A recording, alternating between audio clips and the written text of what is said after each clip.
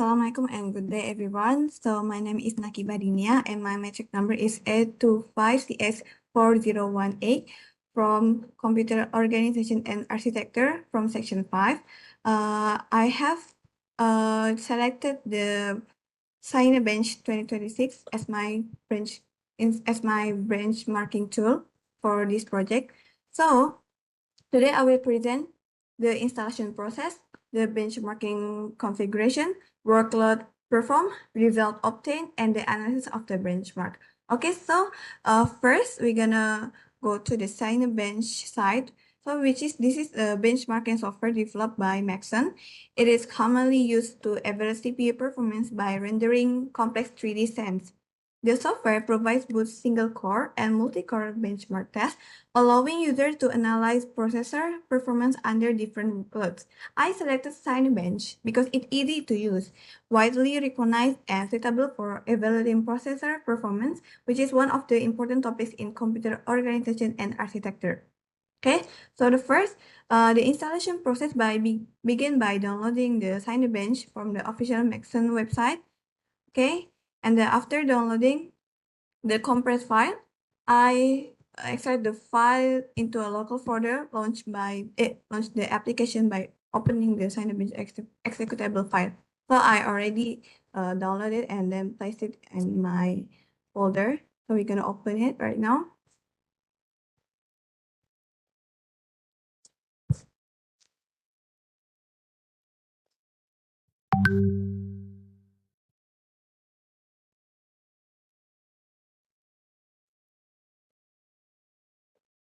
Maybe it's gonna take a while, but it's okay.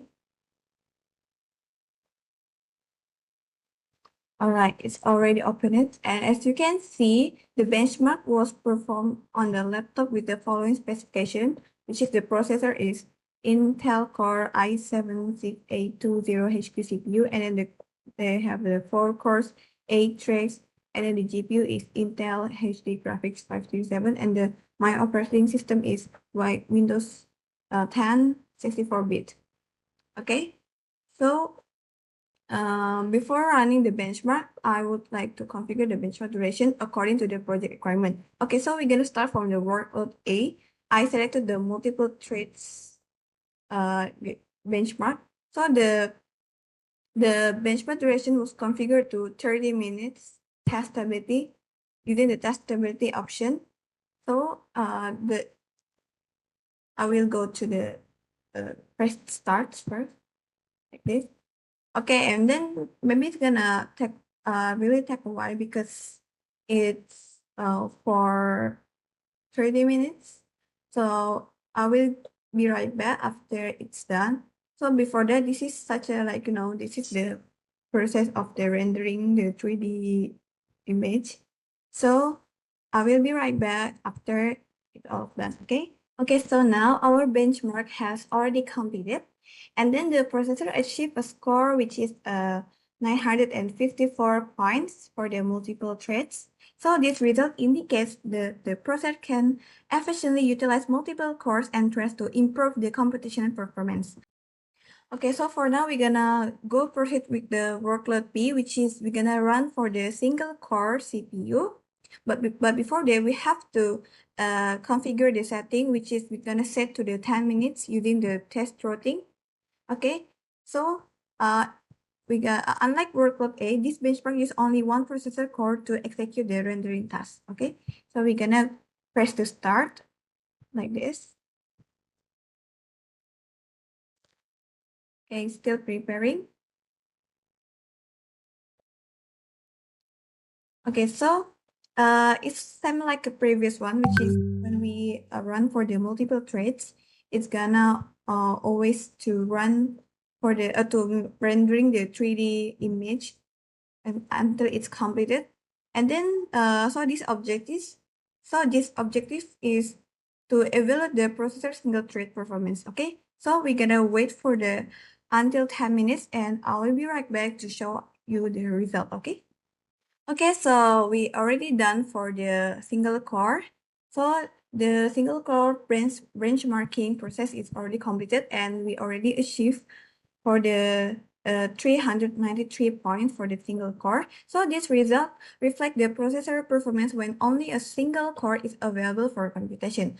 Okay, so now we're gonna go to the result and analysis for the comparison between the multiple threads and also the single core. Okay, so from the result, it can be observed that the multi-thread benchmark achieved a significantly higher score than the single core benchmark, which is the multiple is 954 and for the single is 393. So the score is increased from 39, 300, 393 to the 954 points. Okay, so in conclusion, Cinebench 2026 successfully evaluated the performance of the Intel Core i7-6820HQ CPU processor under both multi-core and single-core workloads. So the CPU multiple threads benchmark achieved a score 954 points, and for the single core is 393 points. So this results show that the processor perform more efficiently when multiple core entries are utilized. So through this project, I gained practical experience in benchmarking, performance analysis, and understanding the impact of multi-threading on processor performance. Okay, so that's all for my presentation video for today. Thank you for listening and attention. See you again. Bye. Hello, good morning, afternoon, and everyone. To you, Doctor. Today I'll be presenting my findings on architectural performance profiling, especially focusing on the behavior of modern processors under two distinct systemic workloads, which is workload A and B. Workload A will specifically target it alongside um, alongside their CPU instructions to teach the integer math, floating point, and sorting algorithm.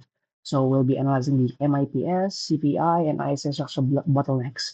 So MIPS stands for million instructions per second, and then CPI stands for cycles per instruction estimation. Now, let us begin. So in here, we can see that why I choose these tools because it generates analytic loads. However, since a high level benchmark, I try to only run the CPU mark only because for the past mark, you can run everything on 2D and 3D memory and disk mark. Very, very high too. So, and we can run everything from CPU and etc. Right? For example, now we're going to run the CPU itself, right? So it says here that you can start your integer math and then floating and then prime numbers and extended instruction, compressions, encryption physics, and sorting in CPU single thread. So, uh, for first off, we are going to design the test core pipeline efficiency and thermal sustainability. So, by running an extended duration CPU stress test, I observe relationship. I observe relationship between operation per second and thermal saturations. So, in the phase, we look for two things. First, the sustain pipeline throughput. Second, we monitor the thermal throttling. So when ejection temperature approaches, the processor triggers a reduction in clock. So clock frequency to prevent physical damage. So we'll test it out in a moment after we do the encryption, physics, and sorting. But for that, we can try to stop it here first, since we don't need actually the physics. We can stop it and try the integrity for the rerun version, right? So let's go for a moment. You can see here the MRPS is a very mid result. But we can actually see here that we have a very good score for the 45,758.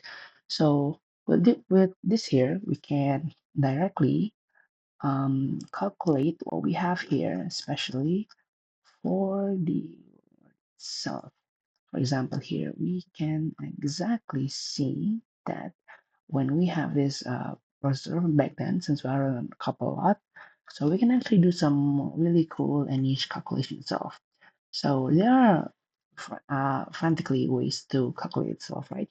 So since we have a 6 to 12 course, we can actually do so by doing some math. Now, the math itself is this operation per second, 10 and this 6 itself, right? So how many percent we can see here. So with a high good score for the cores that all are being used for the processors. So we can see that by plotting our performance metric against the clock frequency over a window, we can clearly identify the starting point where the ICA statistical throughput has a physical barrier. Now, let's on to our second workload, which is the B part. So it shifts the focus to architectural complexity, specifically evaluating the SIMD extensions and cache coherence. So using a memory-intensive multi-data test, I push the process to handle large datasets. Um, Datasets of L3 cache capacity. This forces the hardware to rely on the cache coherence protocol, and in this case, the MESI. Furthermore, by running math-heavy physical load, we force the utilization itself of the AVX512. Take as well as how the pipeline handles heavy floating point contention resource hazards. So from this test, we can derive critical performance indicators.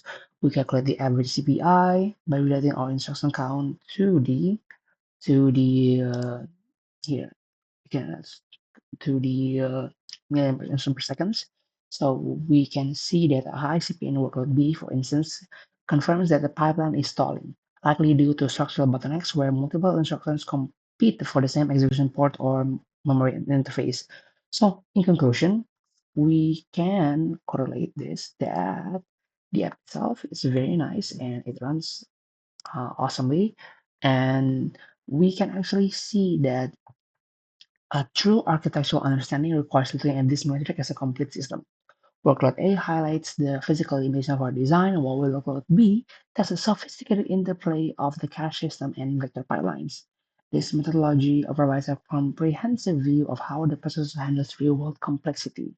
Very nice. So that's all for me today. I'm happy to open for discussions and questions and etc. Thank you so much, Doctor, and goodbye.